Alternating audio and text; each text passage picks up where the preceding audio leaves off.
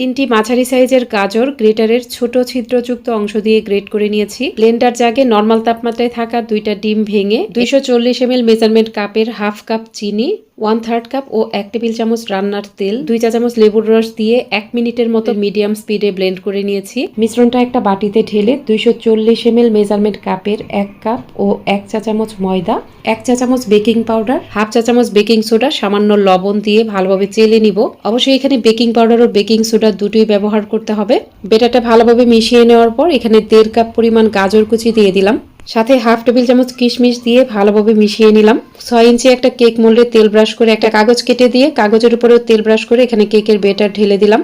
মোলটাকে এভাবে কয়েকবার ট্যাপ করে নেবেন, তাতে এয়ার বাবলস থাকবে না। কেক বেক করার জন্য চুলায় আগে থেকে একটা নর্মাল সিলভারের হাঁড়ি ঢাকনা দিয়ে ঢেকে মিডিয়াম আঁচে 4 থেকে 5 মিনিটের মতো গরম করে নিয়েছি। হাঁড়ির ঢাকনা খুলে এরকম একটা স্ট্যান্ড বসিয়ে স্ট্যান্ডের উপরে কেকের মোল্ড বসিয়ে দিলাম। পরে সুন্দর কালার আনতে চাইলে অবশ্যই সিলভারের ঢাকনা দিয়ে ঢাকতে হবে। আর চুলার মিডিয়ামের থেকে সামান্য কম আঁচে কেকটা বেক করবেন। 1 ঘন্টা আগে একবারও ঢাকনা খোলা যাবে না। যখন কেকের খুব সুন্দর একটা সুঘ্রাণ পাওয়া যাবে তখন একবার চেক করে দেখবেন। আমি 1 ঘন্টা 10 মিনিট পর হাঁড়ির ঢাকনা খুলে একটা কাঠির মাধ্যমে চেক করে নিয়েছি। চুলা থেকে নামিয়ে নেওয়ার পর গরম কেকের উপরে নরমাল তাপমাত্রায় থাকা ঘন দুধ ব্রাশ করে কেকটা ঠান্ডা করে তারপর কেটে পরিবেশন করুন।